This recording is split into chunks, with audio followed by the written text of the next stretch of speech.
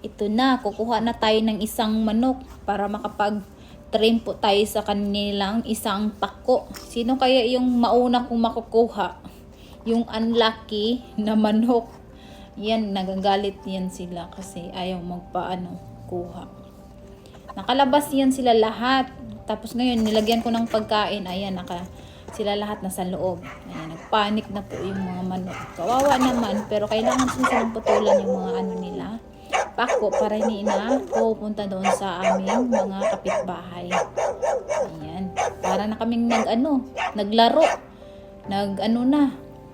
Nag hide and seek na. O na kami, dakpanay na po kami ng manok.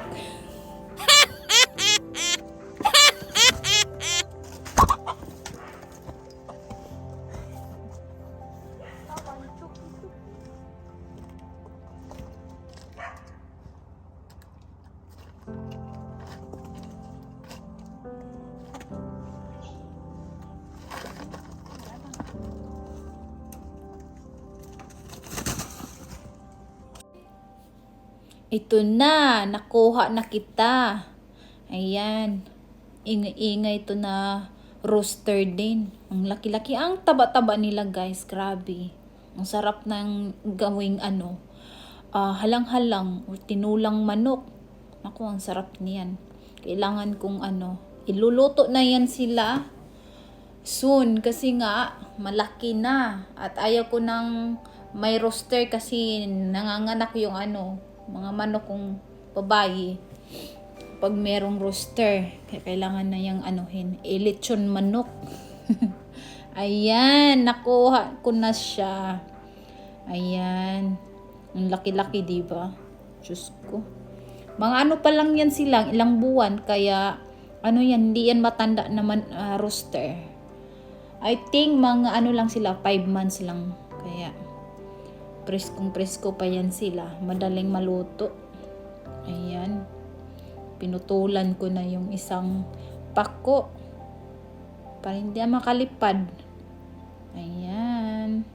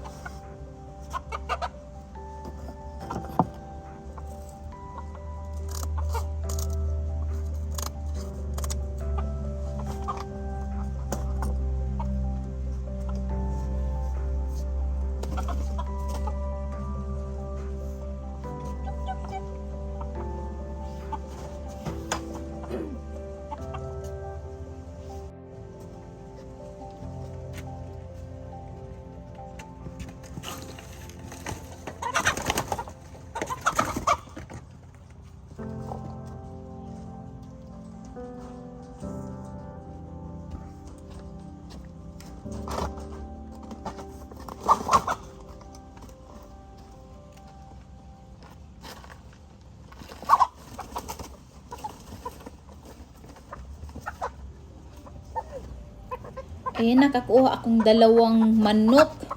Ay, naku, nakalabas yung isa. Sayang. Tapos yung naiwan, hindi ko na pala kailangang kunin kasi yung pako. Tapos ko na pala na cut yung pako niya isa. Kasi lumilipad sila guys. Kailangan kong, para ma-out of balance po sila. So, kailangan kong i-trim yung isang pako nila. Kaya ang dami-dami nila, hindi ko sila makuha agad. Ayan, itong isang maliit na black, hindi ko pa na-cut yata isa. Pero yung isang puti, ayan. Ayan, hindi ko pa naputulan yan. Ayan. At ito namang isang malaking rooster. Ayan. Nakalipad siya pero hindi yan makalipad ng mataas. May kahoy kasi dyan. Ayan, nakalipad siya. Tapos mataas yun kasi yung fence yan. Yung wire. Kaya hindi sila makalipad ng mataas. Sana nga. Kasi nga ang ano nila. Kahit saan sila pumupunta. Hindi ko na napakain ng maayos. Pero naman, madami naman silang makakain sa sa labas. Mga sagbot, ayan. Ayan na yung kulit na rooster yan. Ayan, na-stuck na po yan siya dyan. Ang kulit. Kukuha po tayo ng isa. Ayan, nakalabas na po sila kasi nagtago po sila doon sa taguan kung saan sila nangingitlog. Winter ngayon dito, hindi sila nangingitlog kasi malamig. Pag summer, nangingitlog yan sila. Yung rooster, kailangan ko yan silang lutuin kasi ayaw ko nang manganak sila ng madami. Kasi tama na yan, ang dami-dami na po nila. Ayan, sino kayang makukuha ko nito? Ayan, nagtapok na sila lahat.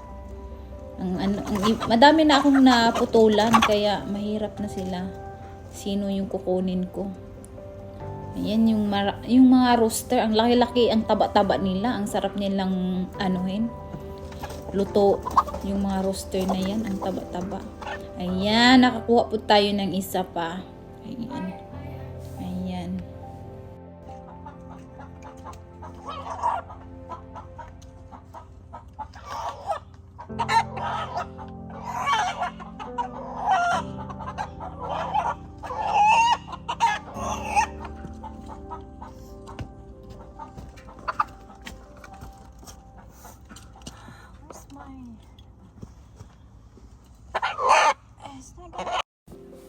Ayan, puputulan ko na yung isang niya, pakko, para hindi na po makalipad. Ang ingay-ingay tong rooster na to, ang laki-laki. Takot na takot po siya. Kasi ito yung hindi ko talaga siya naputulan. Kasi yung iba kasi, naputulan ko, pero hindi pala ko naputulan ng maayos. So, nakakalipad pa rin sila. So, kailangan ko palang putulan ng maayos para hindi na sila makalipad. Para ma-outbalance po sila. Ayan. Tapos ang ingay-ingay po niya. Ang sisaya na yung nakalabas na siya. Ayan. Titingnan ko kung lahat ba sila. Napupunan ko na ng pakko. Natriman ko ba yung mga wings nila? Parang natriman na yata.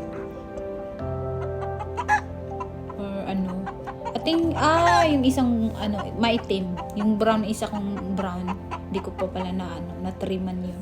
Kasi natriman ko siya before, tapos ayun, lipad pa rin siya. So kunti lang pala yung ko na trim. So kailangan ko namang ulitin.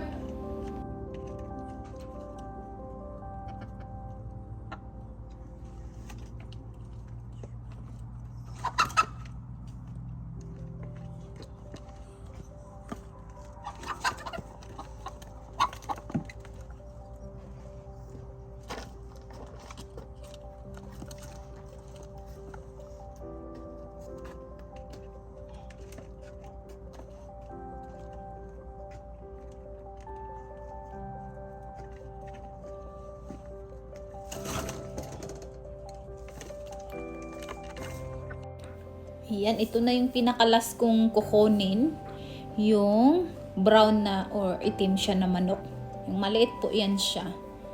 Ayan, nakuha ko na po siya. Ang ingay-ingay niya po. Ayan. Tapos yung maingay yung dog doon sa kabila, yung kapitbahay ko. Kasi akala niya, anong ginagawa ko sa mga manok. Yung dog, parang din. Nagpanik. Ayan, ito yung naputulan ko na to siya, pero nakakalipad pa rin siya, kaya kailangan ko siyang i-trim na naman ulit. Ayan.